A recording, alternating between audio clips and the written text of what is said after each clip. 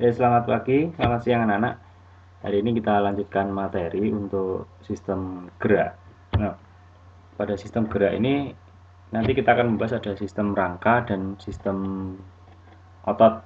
Jadi rangka dan otot itu adalah semuanya bekerja pada sistem gerak. Nah, untuk yang pertama kita bahas adalah rangka, fungsi rangka. Jadi ada 9 fungsi ini dan tentunya mungkin bisa ditambah lagi fungsi yang lainnya. Jadi rangka memberi bentuk, kemudian melindungi organ yang lunak, penyangga, tempat melekatnya otot rangka. Nah, otot lurik mendukung terjadinya gerakan, ada hematopoiesis, ini proses pembentukan sel darah merah. Terus kemudian tempat penyimpanan mineral, kalsium dan fosfat disimpan di rangka, di tulang, tempat penyimpanan energi dan juga fungsi imun. Jadi ini untuk pertahanan tubuh diperankan juga oleh sistem rangka. Nah, untuk yang pertama kita lihat nanti rangka itu ada dua macam, ada rangka aksial, poros, dan ada apendikular. Apendikular itu yang disebut juga dengan alat gerak. Nah, aksial poros, apendikular adalah alat gerak. Nah, nanti melalui lembar kerja kalian silahkan mencoba memberi nama tulang-tulang yang ada yang menyusun nanti sistem rangka. Nanti LKPD-nya akan saya sampaikan melalui grup. Nah, ini beberapa contoh nama-nama tulang yang ada pada sistem rangka aksial. Nah, ini yang menyusun tulang tengkorak, ini rangka aksial, nama-namanya ada dilihat di sini, bisa nanti dipelajari ya. Terus selanjutnya ini ada rusuk, tulang rusuk. Nah, tulang rusuk nanti ada rusuk sejati, rusuk palsu, rusuk melayang. Ini ada tulang dada. Nah, kalau rusuk sejati itu coba dilihat, jadi di belakang ada tulang belakang, ini ada tulang belakang, di sini ada tulang dada. Nah, ini rusuk sejati nih. Jadi yang satu sisi menempel pada ruas tulang belakang, satu sisi menempel pada tulang dada. Kalau rusuk palsu itu satu sisi menempel pada ruas tulang belakang dan satu sisinya ini menempel pada tulang rusuk yang lain. Nah, ini bisa dilihat ini. Sedangkan rusuk melayang, kalau rusuk melayang itu hanya menempel pada ruas tulang belakang saja. Nah, selanjutnya ada lagi ini ruas, ini tulang-tulang belakang, ada ruas tulang leher, punggung, pinggang, ada tulang kelangkang dan ada juga tulang ekor. Nah, selanjutnya untuk rangka apendikular. Nah, rangka apendikular atau alat gerak. Nah, alat gerak ini ada alat gerak atas atau pada tangan kita. Ini ada namanya humerus, radius, ulna. Radius ini sejajar dengan ibu jari, kalau ulna itu sejajar dengan kelingking. Kemudian ada karpal. Karpal ini pergelangan tangan, metakarpal ini adalah telapak tangan dan falanges adalah jari. Selanjutnya untuk ekstremisitas bawah atau pada kaki ini ada femur, tulang paha, patella ini lutut, kemudian ada tulang kering, tibia, fibula, tulang betis, ada tarsal. Tarsal di sini berarti pergelangan kaki, metatarsal, telapak kaki dan ada falanges ini adalah jari. Nah, yang mendukung alat ekstremisitas ini, untuk yang mendukung ini ada dua tulang di sini, ada ini namanya clavikula atau tulang selangka dan yang belakang ini adalah scapula atau tulang belikat. Nah, sedangkan pada alat ekstremisitas bawah ini yang mendukung ekstremisitasnya ada di sini ada tulang usus, tulang duduk dan ada tulang pubis. Nah, selanjutnya eh, kita melihat struktur tulang. Kita melihat struktur tulangnya. Jadi yang bisa kita lihat, bisa kita telaah di sini adalah struktur pada tulang pipa. Nah, coba kita lihat. Jadi tulang pipa itu bentuknya seperti ini, seperti pipa.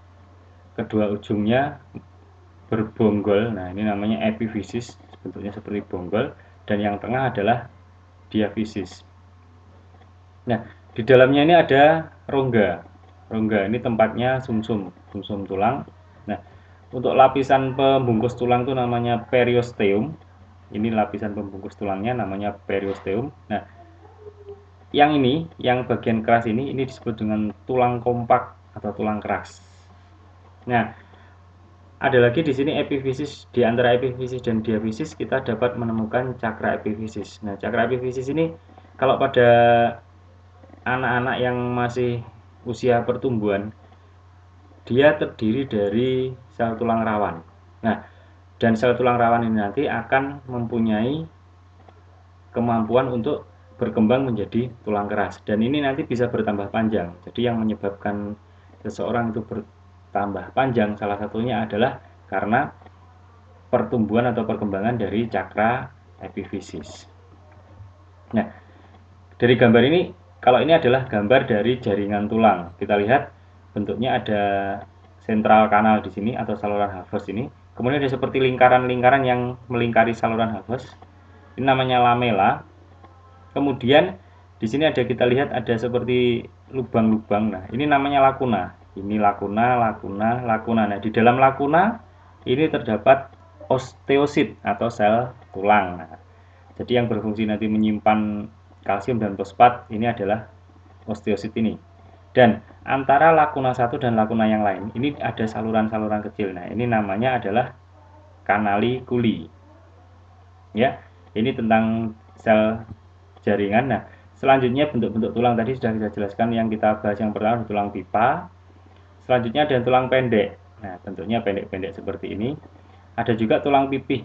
Ini yang pipih ini. Biasanya ini membentuk tengkorak, terus kemudian ada membentuk tulang rusuk. Terus selanjutnya tidak beraturan. Kalau tidak beraturan biasanya membentuk ruas-ruas tulang belakang. Nah, ini. Nah, selanjutnya kita lihat di sini, ini ada proses pembentukan tulang. Jadi yang warna biru. Biru ini adalah tulang rawan. Kemudian proses pembentukan, intinya kita lihat proses pembentukan itu terjadi pada bagian tengah atau pada bagian diafisis yang pertama, terus kemudian setelah diafisis terbentuk dilanjutkan pada pembentukan bagian epifisis.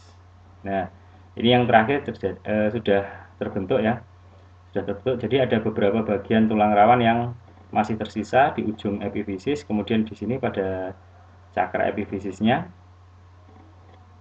Nah, ini yang biru ini adalah tulang rawannya. Baik, selanjutnya untuk persendian ya. Untuk persendian kita lihat di sini ada sinartrosis, itu sendi mati. Kemudian amfiartrosis ini ada sendi kaku, dan diartrosis adalah sendi gerak. Kalau sendi mati sendiri pergerakannya memungkinkan tidak memungkinkan adanya gerakan ya. Di sini ada sinartrosis, sinfibrosis, dan sinartrosis, sinkondrosis. Nah, ini sinfibrosis pada tulang tengkorak, kalau sinkondrosis ini pada tulang vertebrata. Sedangkan yang amfiartrosis, sendi kaku, ini gerakannya terbatas, seperti misalnya antara tulang rusuk dan tulang dada. Nah, itu ada persendian tapi gerakannya sangat terbatas. Sedangkan kalau persendian yang gerakannya bebas ini adalah diartrosis. Nah, ini macam-macam sendinya. Silakan nanti pada LKPD juga dikerjakan. Jadi ada, coba dicari nama sendinya. Ini saya beri gambaran saja sekilas. Kemudian artinya seperti gerakan satu pintu ke segala, seperti gerakan pintu ini satu arah, terus kalau sendi peluru ke beberapa arah, sendi pelana ke dua arah, dan seterusnya. Nah, ini contohnya juga seperti ini. Ya, kurang lebih untuk pembahasan materi sistem rangka bisa diakhiri sampai di sini. Silahkan selanjutnya untuk LKPD bisa dilakukan atau dikerjakan. Selamat pagi atau siang.